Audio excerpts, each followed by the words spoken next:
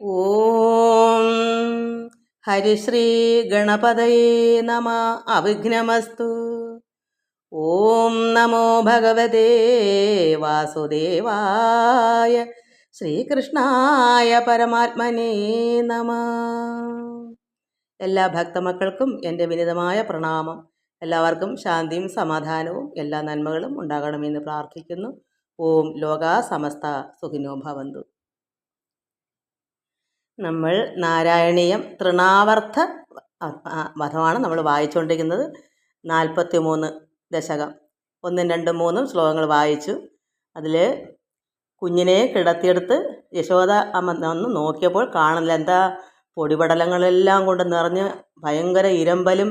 അതായത് ഈ അസുരൻ മായയായിട്ട് വന്ന് ഈ കുഞ്ഞിനെ എടുത്തുകൊണ്ട് പോവുക ചെയ്തത്. അപ്പോൾ കിടത്തിയ സ്ഥലത്ത് കുഞ്ഞിനെ കാണാതെ വന്നതിനാൽ എങ്ങോട്ട് പോയെന്ന് അറിയാതെ യശോദാമ്മ നിലവിളിച്ചു.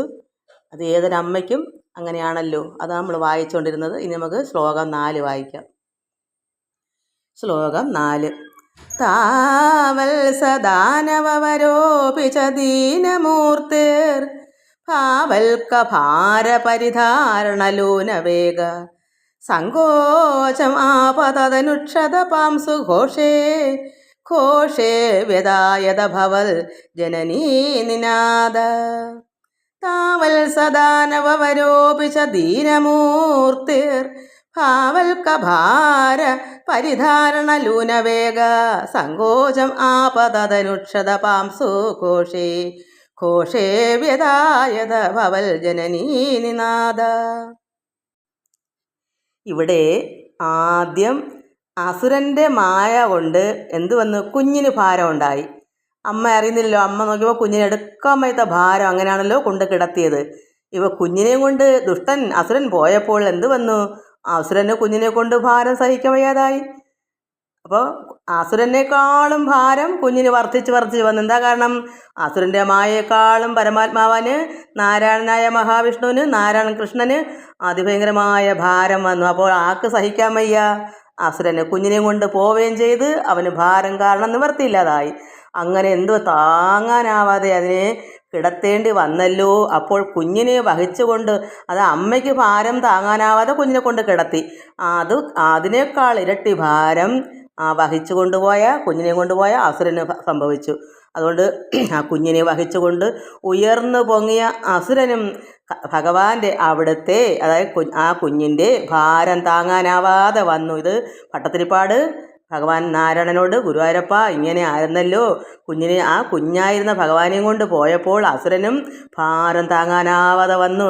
അവൻ ക്ഷീണിച്ച അവശനായി. ആരാ? അസുരൻ. അതായത് ഈ തൃണാവർത്തൻ അവശനായി. അങ്ങനെ ഇനി എനിക്കങ്ങ് വേർപെട്ടാൽ മതി എന്നൊരു മോഹമായി തീർന്നു. ഇനി ഈ കുഞ്ഞിനെ അങ്ങ് വേർപെടുത്തി മാറ്റിയാൽ മതി. പക്ഷെ കുഞ്ഞ് മാറുമോ? ഒട്ടിപ്പിടിച്ചിരിക്കുകയല്ലേ. അവനെന്ത് വിചാരിച്ചാലും കുഞ്ഞതിൽ നിന്ന് മാറുമോ? കുഞ്ഞിൻ്റെ ശക്തി അതല്ലേ. അവൻ്റെ മായയും ഇതുമായിട്ട് എന്ത് വ്യത്യാസമാണ്? ഭഗവാൻ അങ്ങനെയാണ് നാരായണൻ. അപ്പോൾ അവനിനി വേർപെടുത്തി കൊച്ചിനെ എങ്ങനെയെങ്കിലും നകറ്റി അവൻ്റെ ദേഹത്തുനിന്ന് അകറ്റി മാറ്റിയാൽ മതി എന്നുള്ളൊരു മോഹമായി തീർന്നു. അസുരൻ ക്ഷീണിതനായി, അത്രമാത്രം അവശനായി, അങ്ങനെ അവശനായി കുഴഞ്ഞു പോയപ്പോൾ സഹികെട്ട് എന്ത് ചെയ്ത അവൻ്റെ ആരോഗ്യം മൊത്തവും പോകുമ്പോൾ എന്ത് വരും? കാറ്റും പൊടിയൊക്കെ അങ്ങ് പോകും. അവൻ്റെ മായാശക്തി എല്ലാം അവിടെ ക്ഷയിച്ചു പോയി. അതുകൊണ്ട് അവിടെ കാറ്റും പൊടിയും എല്ലാം അങ്ങ് അടങ്ങി. അങ്ങനെ അതെല്ലാം ശമിച്ച് അപ്പോഴാണ് യശോദാമ്മയുടെ കരയുന്ന ശബ്ദം കേൾക്കുന്ന എല്ലാവരും. അതുവരെ അവൻ്റെ ആ ഇരമ്പലായിരുന്നു. അന്നേരം ഭഗവാൻ ആ കുഞ്ഞിന് അത്രമാത്രം ശക്തി വന്നപ്പോൾ ഇവനങ്ങ് തളർന്നപ്പോൾ ആ പൊടിപടലങ്ങളും ഇരമ്പലുകളെല്ലാം അങ്ങ് നിന്ന് അവൻ്റെ ശക്തി മായൊക്കെ അസ്തമിച്ചു. അപ്പോഴെന്ത് വന്നു? ഇനി ആ കുഞ്ഞിനെ വേർപെടുത്തി കളഞ്ഞാൽ മതി എന്നുള്ള മോഹമായി. പക്ഷേ സംഭവിക്കുമോ? ഇല്ല. അപ്പോഴെന്തോന്ന്? അങ്ങനെയാണ് യശോദാമ്മയുടെ നിലവിളി മറ്റുള്ളവർ കേൾക്കുന്നത്. അതിനുമുമ്പ് ഇങ്ങനെ കാറ്റിൻ്റെ ബഹളവും പൊടിപടലങ്ങളും ആയപ്പം ആർക്കും ഒന്നും അറിയാൻ മേത്തൊരവസ്ഥയായിപ്പോയി. അങ്ങനെ ആ കുഞ്ഞിനെ എടുത്തുകൊണ്ട് നടക്കാനോ ഒന്നും വയ്യാതെ അവൻ അവശനായപ്പോൾ അവൻ്റെ എല്ലാം സ്തംഭിച്ചപ്പോൾ ഇവിടെ ആ യശോദാമ്മ നിലവിളിക്കുന്നതും എല്ലാവരും കേൾക്കുന്നു. അതുവരെ കേൾക്കാൻ പറ്റാത്തൊരു ബഹളമായിപ്പോയി അസുരൻ്റെ മായ കൊണ്ട്. അസുരനെ തളർത്തി ഭഗവാൻ. അതാണ് ഇതിൽ നമുക്കിനി അടുത്ത 5-ാമത്തെ ശ്ലോകം വായിക്കാം. ശ്ലോകം 5. രോദോപകർണനവശാലുപഗമ്യഗേഹം ക്രന്ദൽ സുനന്ദമുഖ ഗോപകുലേഷു ദീന ത്വാം ദാനവസ്ത്വഖില മുക്തികരം മുമുക്ഷു ത്വയ്യ പ്രമുഞ്ചതി പപാതവിയൽ പ്രദേശാൽ രോദോപകർണനവശാൽ ഉപഗമ്യ ഗേഹം ക്രന്ദൽ സുനന്ദമുഖ ഗോപകുലേഷു ദീന ത്വാം ദാനവസ്ത്വഖില മുക്തികരം മുമുക്ഷു ത്വയി പ്രമുഞ്ചതി പപാതവിയൽ പ്രദേശാൽ. ഇവിടെ പറയുന്നു, യശോദയുടെ നിലവിളി അപ്പോഴാണല്ലോ കേൾക്കുന്നത്. അവൻ്റെ ശക്തിയെല്ലാം അടങ്ങിയപ്പോൾ യശോദാമ്മയുടെ നിലവിളിയെല്ലാം കേട്ടു. അങ്ങനെ എല്ലാവരും ഓടിയെത്തിയ ഗോകുലനാഥനായ നന്ദഗോപരും ഗോകുലവാസികളും കരഞ്ഞു തുടങ്ങിയ എല്ലാവർക്കും മുക്തി നൽകുന്ന നിന്തിരുവടിക്ക് മോചനം തരാൻ നോക്കിയ അസുരനെ, കാരണം എങ്ങനെയും അവനങ്ങനെ മോചനം കിട്ടിയാൽ മതി എന്നായി. അങ്ങനെ മോചനം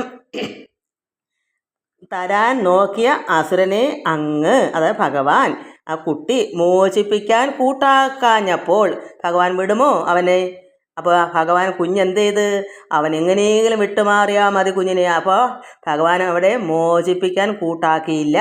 അങ്ങനെ അവൻ ആകാശത്തു നിന്ന് എന്ത് ചെയ്തു? താഴേക്ക് അങ്ങ് വീണ് ആ അസുരൻ.